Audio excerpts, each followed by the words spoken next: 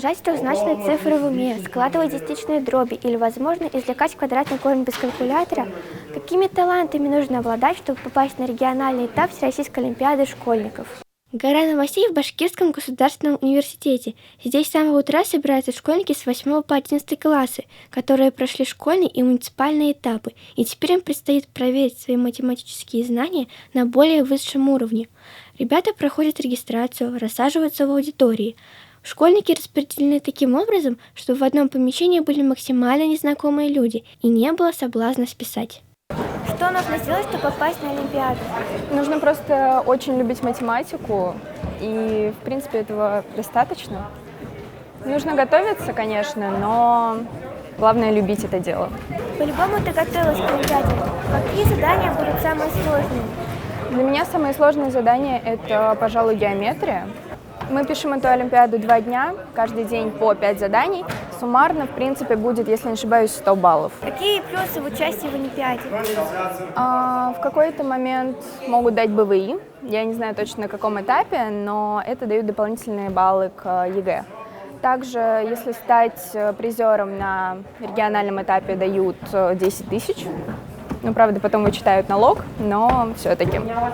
Многие пришли заранее для того, чтобы настроиться на рабочий лад и уж точно не опоздать, ведь ровно в 10 часов вскрывается конверт с заданием, и ребята приступают к выполнению. В аудитории не должны быть посторонние, только наблюдатели, которые четко следят за тем, чтобы ребята соблюдали регламент проведения такого ответственного мероприятия. Все телефоны сданы, а сухпайок в виде шоколадки вскрыт.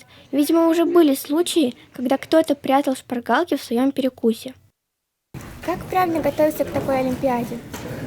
Ну, нужно решать олимпиадные задачи и заниматься не только по программе, но и всякими дополнительными вещами. Ходить на факультативы по математике. У меня, например, по обычной математике, по алгебре и геометрии 4, но все же олимпиадные задачи я решаю неплохо. Дай советы тем, кто еще никогда не участвовал в Олимпиаде. Не волноваться, Олимпиада — это не сложно, это не страшно. Взять с собой еды, воды и написать спокойно Олимпиаду. Какой плюс от участия в Олимпиаде тебе, пятикласснику?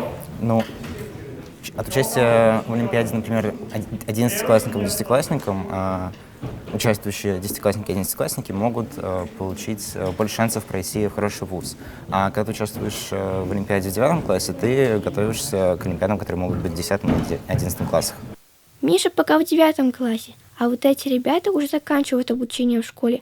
Самое время задуматься о поступлении в вуз. Пока парни и девчонки-любители математики не приступили к решению олимпиадных заданий, есть уникальная возможность узнать все плюсы учебы в БГУ. Лучшие математические умы, набравшие большее количество баллов, отправятся на следующий этап. Там и денежные призы помасштабнее, и дополнительных баллов к ЕГЭ больше.